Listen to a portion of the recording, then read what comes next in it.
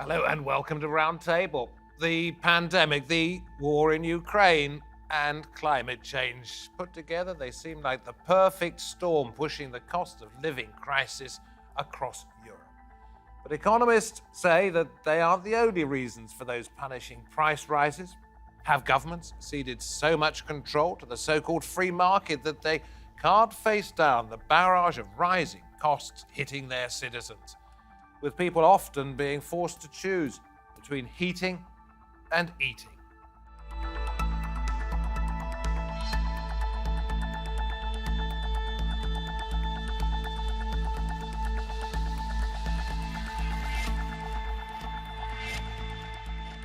Very good to have your company.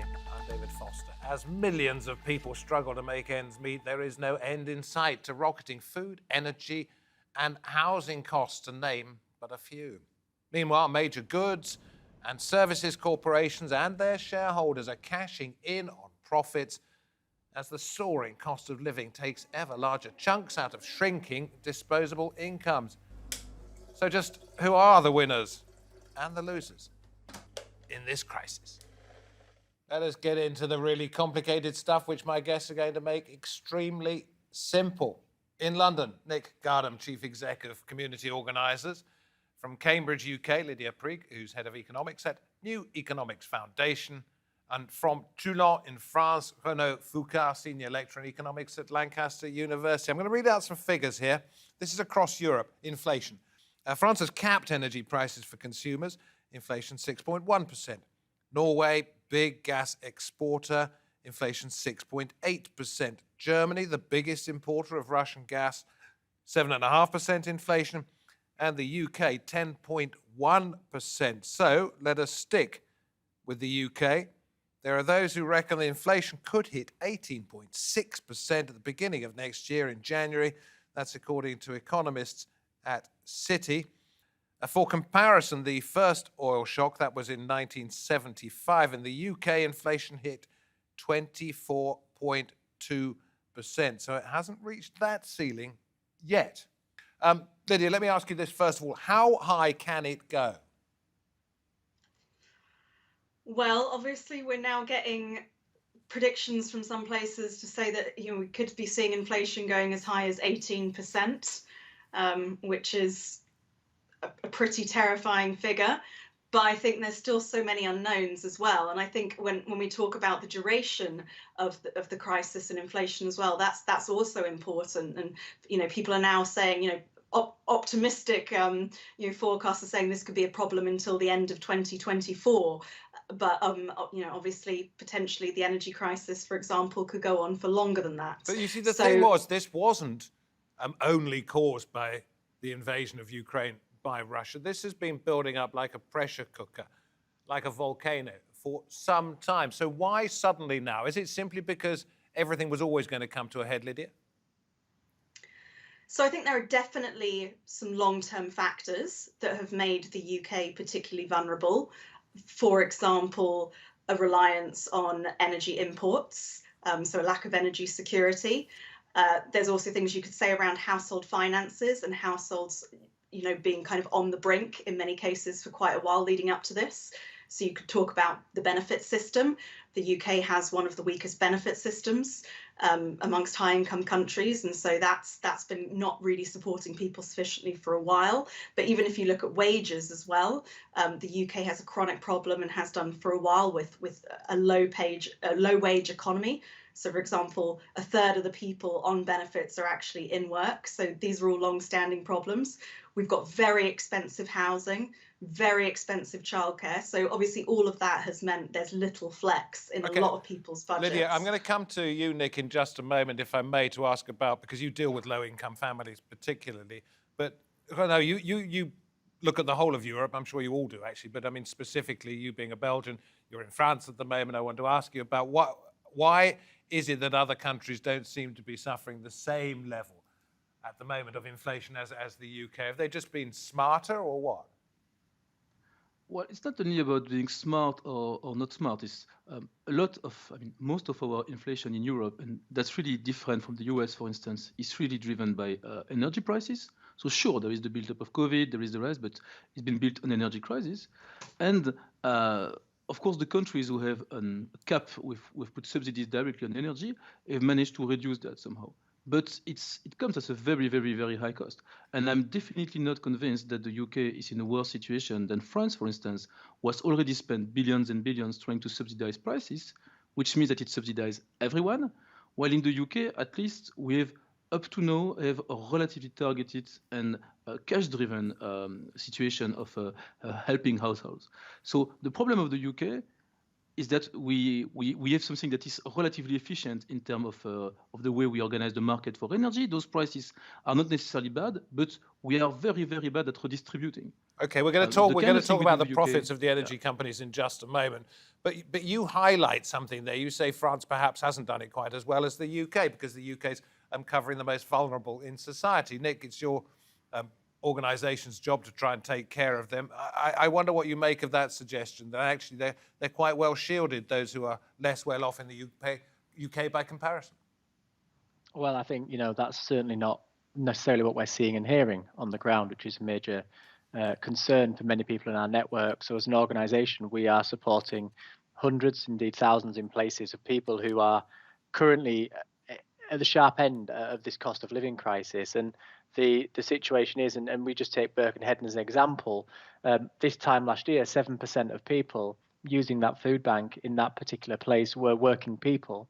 That's now 20%. So a 13% increase in the numbers of people accessing emergency food support are actually working people. My question, therefore, is, if Lydia is right, we don't know when inflation increases will stop. When will the numbers of people who are accessing this emergency food support start to slow down? Okay, and how do we ensure it? Let me ask you this, because this is where it starts to confuse me, and I am no economist. If it's gone from 13 to 20%, okay, the number of people who are in work using food banks, then that indicates to me that people probably haven't got enough money, they think, to spend on food. Pretty obvious. Therefore, they need more money in their pay packet. Therefore, they should be given that by their employer. Therefore, that fuels inflation. How do you get around that? Yes. And we were having this very conversation, within our own organisation here. Is as we run a national charity, should we be increasing our costs in terms of our services that we provide to external organisations? But how does that then stand in the market if people can't afford it? So I think you're right. Absolutely, it does fuel inflation. But at the same time, there is a duty that we have as a country is to ensure that people have enough money in their pockets to pay for what is basic, what they need. And but food surely and not shelter, if that's making things worse. You give them an extra £5 now, and they're going to need an extra £25 down the road, because inflation has gone up by that much. Whereas if you don't give them the £5, it might not go up by anything like as much. No, and this is an interesting conversation, isn't it? Around what can the government do now around flooding cash into the economy so that people can meet their energy bills? Because if significant amount of money was flooded into the economy for people to meet their energy bills, then actually that is just a short-term sticking plaster to a longer-term problem, which what Lydia was alluding to is actually the root cause of this issue. And it'd be good to get others' perspectives on this, but what is the root cause of the problem that is driving up these prices, which is making things unaffordable for many people? Okay, I believe that all three of you think that the main driver here happens to be the rising cost of energy. It may have been bubbling for a long time, but energy is the big problem. Now, we've talked about some ways of fixing this, but what about this one? This seems the most obvious to so many people. I'm going to go through some figures here. In the first 3 months of this year, the top 28 oil and gas companies made almost $100 billion in profit. In the second quarter of this year, the top 5, that is just the top 5, $55 billion. That's BP and Shell in London, France's Total Energy, and Exxon and Chevron in the United States. Exxon, the biggest, $17.9 billion. And coal is making a comeback. Glencore, one of the biggest shippers, made a profit of $18.9 billion in the first 6 months of this year. Lydia, somebody's not hurting. Why not clobber them? Yeah, so absolutely there are people who are being exploitative during this crisis, and the government could be doing more to tax them. So the UK government did put in place a levy on extraordinary profits, but it's too low, and it's also got various exemptions for types of investment that are frankly just unhelpful. And if those two issues were addressed, the government could be bringing in 3 times more energy than it currently is, and using that to help subsidise households. So why not? Why not? Why not? It seems so obvious. Yeah, well, the government should do that. I would make the case, though, that the money that can be raised won't actually be enough to cover all of the energy crisis, let alone if you're taking into account things like food. So additional spending will be required.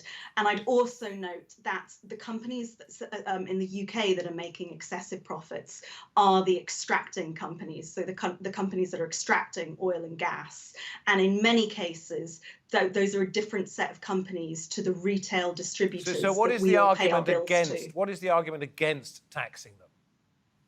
There's no argument against taxing taxing extractors more, and the government absolutely should be urgently doing that. But it will need to do more than just spend the revenues of that in order to meet the cost of living crisis.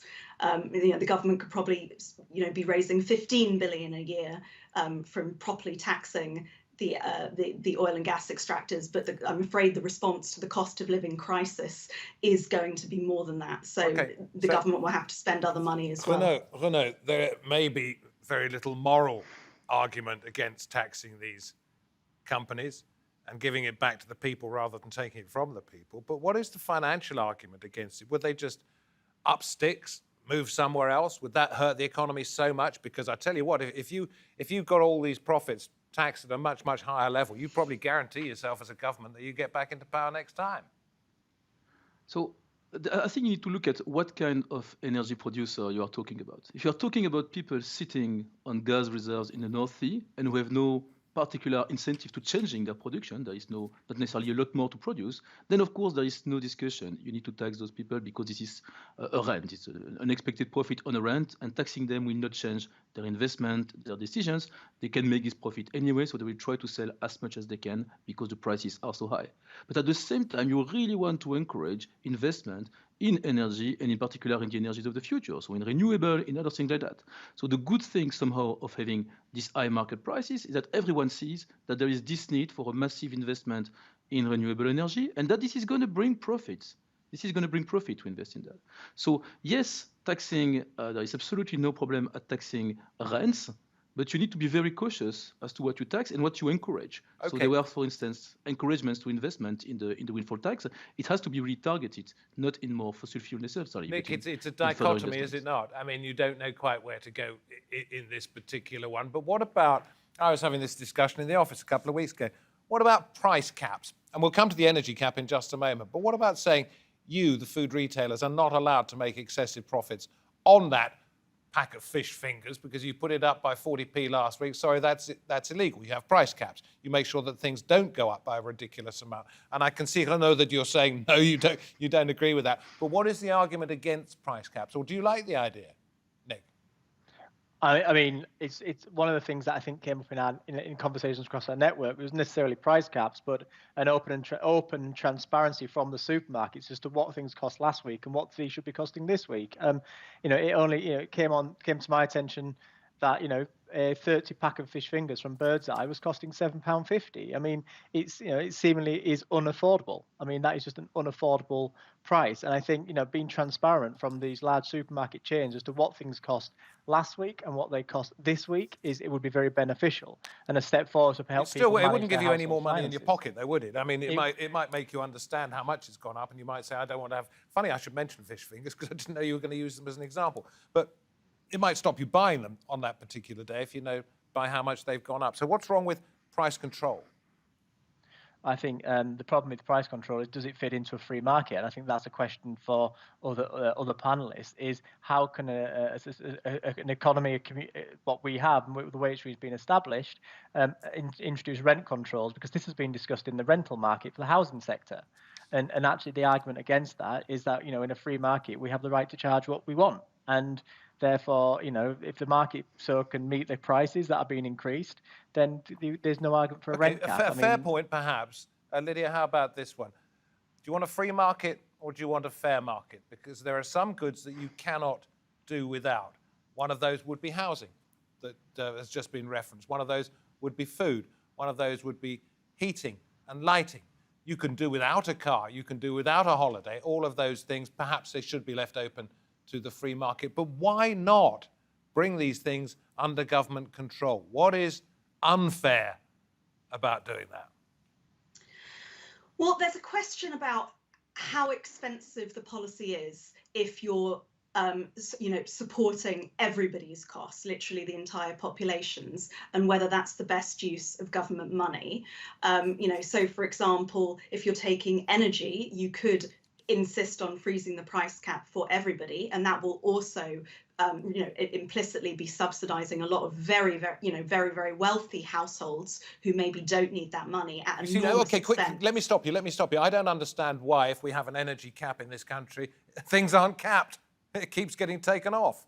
It goes up and up and up. Why isn't it? So the reason why is there are different parts to the energy market. The cap that is applied only applies to the retail component. So people selling energy off the grid to us.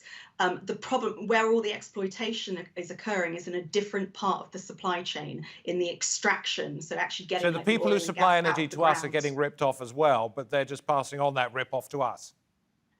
Absolutely. And the difficult position that the UK specifically faces is because of our reliance on energy imports, on oil and gas imports.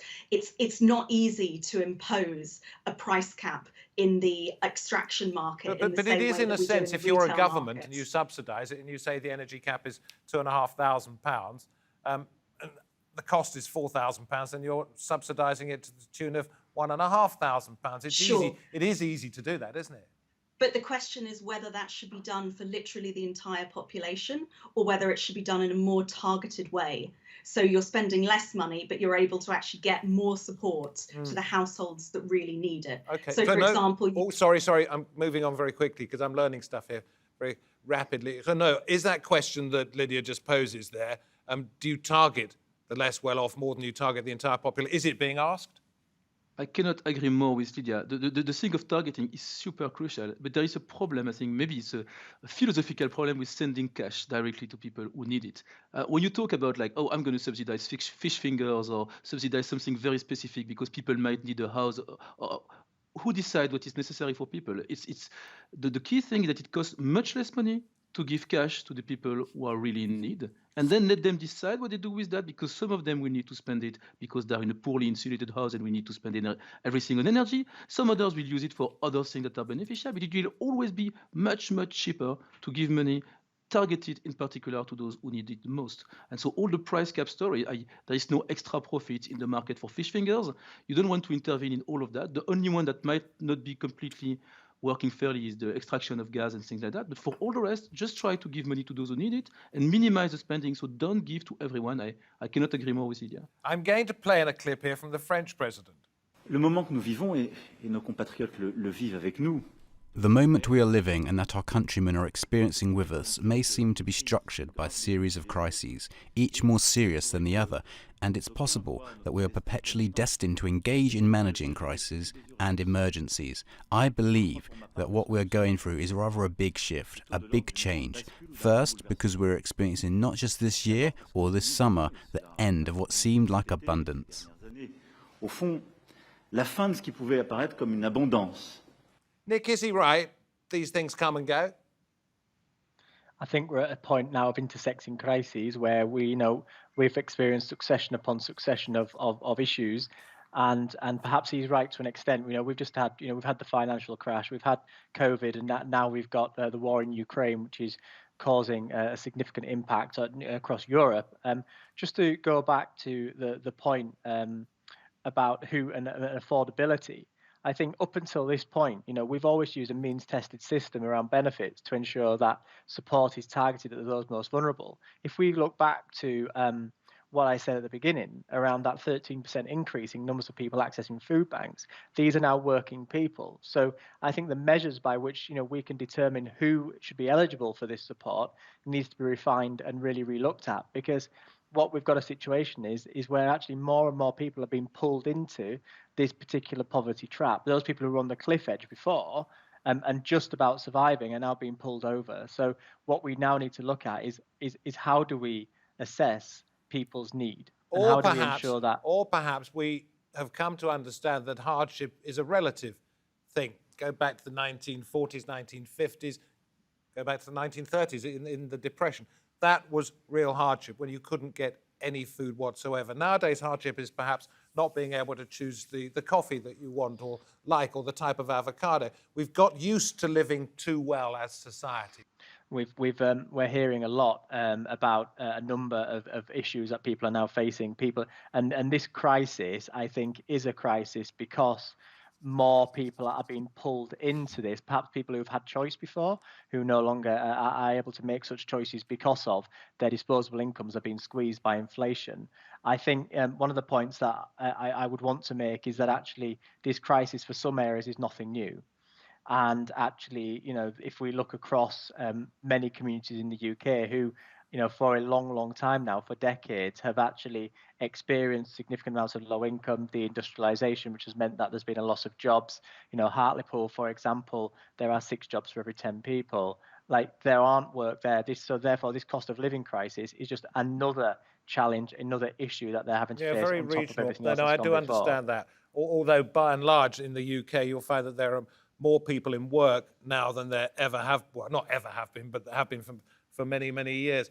Lydia, let me throw this one at you, because I want to come to nationalisation. Why do the profits go to the big corporations? Here, University of Greenwich said households in England paying £2.3 billion more every year for their water and sewage than they would do if the water companies had remained in public ownership. Nationalise the lot, make the profits go to the people, problem solved. Yes, I mean, I certainly think when it comes to all key utilities, like including water, there's a very good conversation to be had about, whether or not the supposed benefits of privatizing those systems have actually materialized, and whether the benefits of competition that we were all promised have ever actually materialized. I think there are really strong reasons to revisit that and consider renationalizing parts of our utility industry.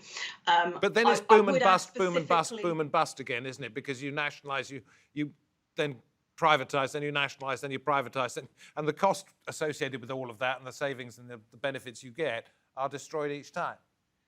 Yeah, well, I mean, I think different utilities, you should take a different approach, like water definitely, but our energy system as it currently exists. So first of all, nationalising the retail companies that we all pay our bills to isn't actually going to solve the gas price problem, because they still have to buy gas off the likes of BP and Shell, etc.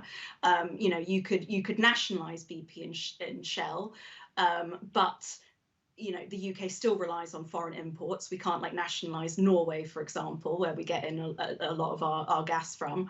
And more to the point, then the UK government will be left holding a bunch of fossil fuel assets that we all understand in the not too distant future are going to be stranded assets. And not to be too unkind, what about the fossils themselves? People of my age group, the ones that have got money invested in these corporations, they live off the profits that these corporations make. It's an impossible circle to square, Renaud, is it not? But you're touching upon a very important topic, which is the intergenerational dimension of this. You're talking about water utilities. They were privatized in the 90s because all the spending in investment has been spent by debt by private companies. So instead of taxpayers of the 90s, it's consumers of 2020 and taxpayers of 2020 who are paying. So at some point, you may have to have this conversation. Indeed, you are talking about avocado and cappuccino deprivation. I mean, we are talking about kids who went, out of school in 2008. They've been through the financial crisis, COVID. They are at this moment also in very difficult time. I think it's maybe a good moment to start to have a conversation about intergenerational redistribution also within this country, and who has benefited from what.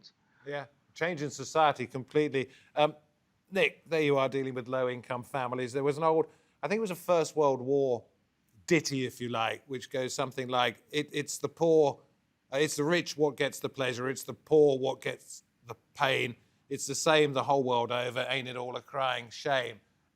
That's just life, isn't it? Well, it is, but it shouldn't be accepted, shouldn't it? And that's the thing we have to think about is, in a society which is as wealthy as what, the UK is, why is there people who are lining up in Haringey to go to a food bank because they simply can't afford it, whilst the profits of this, of the companies, the supermarkets are going up, and they are. We saw during the pandemic they were the ones who really benefited, and actually there's this sense of it's still reliant on people giving to a food bank to actually for them, which again they profit off of, to enable people to get the food that they need. And actually the other challenge, of course, is, and what we're hearing is the donations to food banks and to surplus food distribution networks is decreasing, so people are no longer get access to it as well. So there's a situation here where, yes, that phrase, it may well have been used and may well be recognized that there is a significant gap between those that have and those that haven't. It's widening,